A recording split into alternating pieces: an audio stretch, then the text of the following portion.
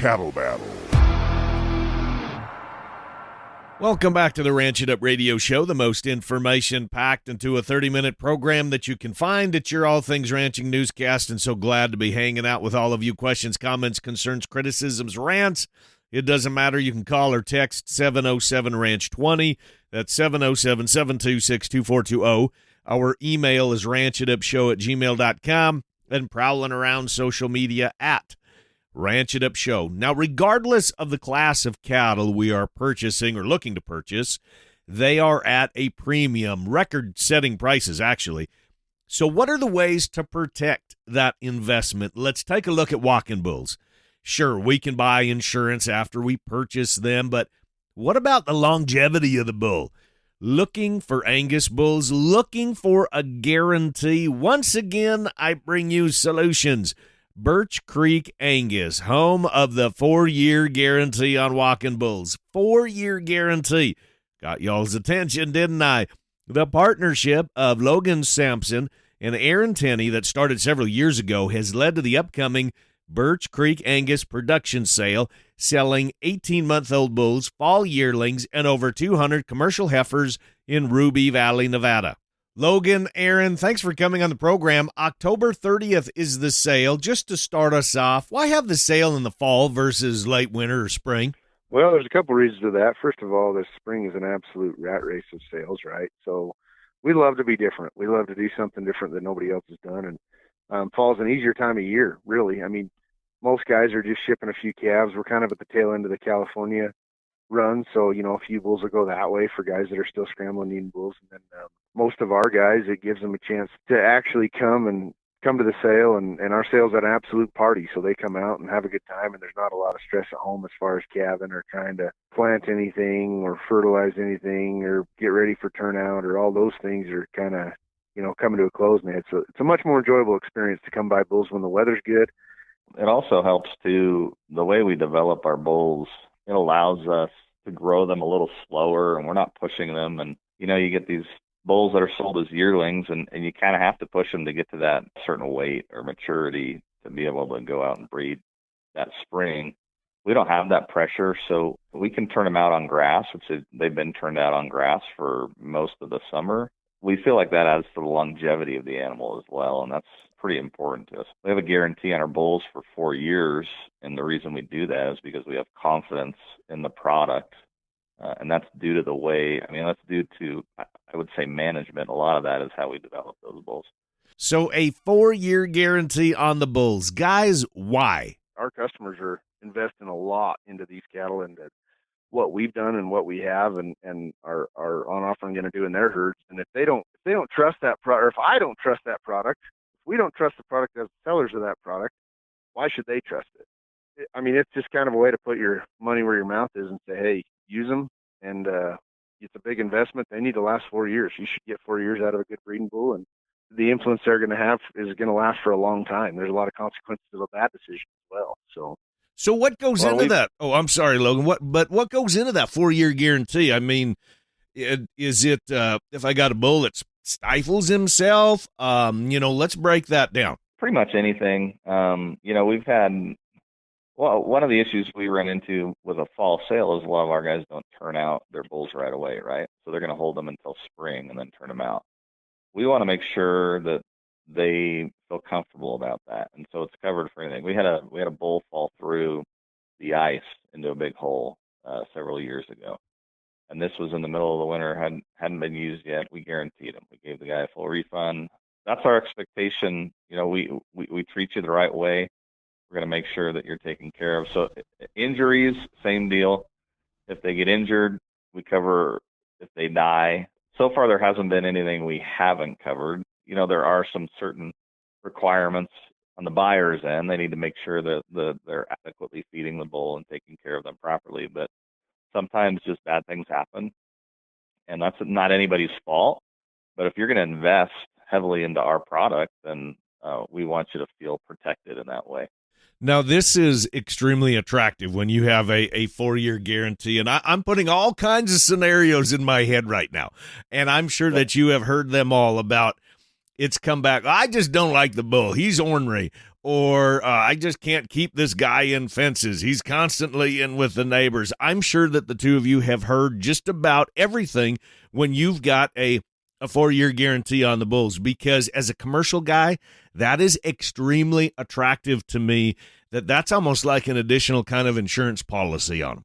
Yeah, and we're commercial producers ourselves. So we run close to 600 commercial cows. And so we understand, sometimes you buy a bull and the day of, he's everything you wanted, and then you realize, hey, maybe that doesn't fit my program. So that's okay. We can bring him back, and if we need to roll him into our herd, we will, because we know what we're raising, so we have confidence in the product enough we're not going to sell a bull that we wouldn't use ourselves. If it doesn't work for you, that's okay. We'll figure out a way to make it right, whether that's through a credit, or if we have bulls available, we'll swap one out, or we've explored a lot of different options. We just want to get the right solution for the customer, right? So if that bull doesn't work, we'll figure something out. I mean, we've loaned out our own herd bulls that we use on our registered cows that we've implemented in and paid a lot of money for, but we just want them to get out of what they need to get out of that bull. So we never want anybody hanging without a bull to breed their cows, but we'll make it right one way or another. On some of those cases, we just try to work with everybody and make sure that everybody's taken care of. To be able to stand behind a 4-year guarantee on all breeding bulls, that is not an easy task. You need to have your management, your genetics, and everything really dialed in and working at peak efficiency to make this program work. Absolutely. So there's a couple components to that question right there. The first being, we scour the country to find bulls that are going to work here, because our environment, we're high elevation, high desert, limited feed resources. The cattle got to travel, and they got to be fertile. They absolutely have to breed under constrained resource conditions. And so it does change your mindset as a breeder too, to go out and say, you have this young yearling unproven bull that, you just makes your mouth water when you see him, but you got to stop and you got to think, I can't put that at risk because of the way we structure our guarantee. We maybe have to wait a little bit and show that a bull's kind of proven and kind of doing it. We're not afraid to sample those young bulls, but it does change your mindset when you go out and breed those cattle to say, hey, I can't really afford to just be shooting in the dark here. We really have to do our homework and make sure that, we're going to hit the boxes that the offspring of that bull are going to last a long time, and they're going to do what we need them to do. The other thing is, you won't find a lot of monster, maybe EPD profiles at our sale. I mean, we have good EPDs and performance, but we believe in a lot of balance, because those are the bulls that seem to hold up. They seem to be able to travel. They seem to be able to breed lots of cows, and the calves are good. And they leave daughters that are doing the same thing as they are. And that's really what we strive for. We're always pushing maximizing, but instead of optimizing, and that comes with balance, right? And keeping a lot of things in check with very few holes. The cows you don't ever know till they're 10 years old, and you go to ship them, and you're like, where's she been all her life? Well, she's been in the kitchen raising a calf for 10 years, and those are the kind of cows we like. And it's important too for us to get out there and see the bulls that we're going to be using. So we do travel and go to the herds, the programs, on the bulls that we choose to use here. On the customer side, a benefit we've had is that it does force us, going back to your original question. It number one, it's awesome because it gives us just an excuse to call and say, hey, what's going on?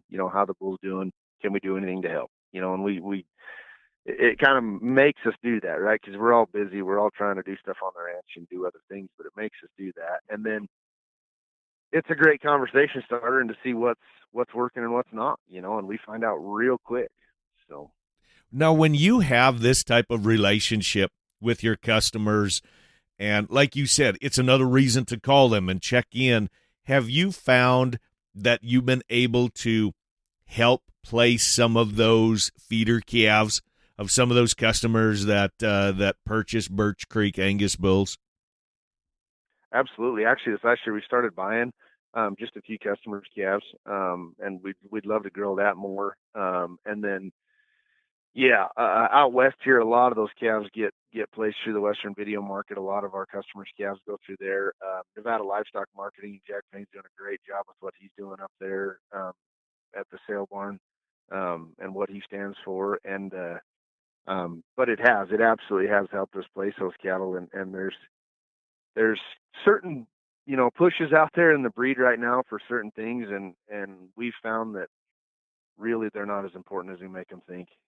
We come back to traits like functional traits in terms of health, docility, good structure, good bone, good muscle, all those things. And those calves do extremely well. And we can, the proof's in the pudding, right? Like we'll feed the calves ourselves. We'll help them get out there. We'll help them get somewhere. I mean, that part's like fun, that's like game day. And when you talk about docility, we're out on these bulls on a daily basis. We can walk through, we can make sure that they behave appropriately, they're not aggressive, and we're able to identify those animals that maybe just aren't going to fit in that way pretty easily. But if you come and walk through the bulls here, you walk out into the field and they just kind of hang out and they're there. You don't end up in the field and they all scatter. So we think it's important to be around those bulls. Number one, we can identify if there's going to be any sickness or anything like that. But number two, we get them used to being around humans, and they get more comfortable with that. So when they do go to the customer, they're gentle. I mean, they're still animals, right? But they're gentle enough to be around and not feel like you're going to get run over. Boys, I told you I was going to dive deep into this one. So starting to land the plane here, your bulls are raised in high elevation, high desert country.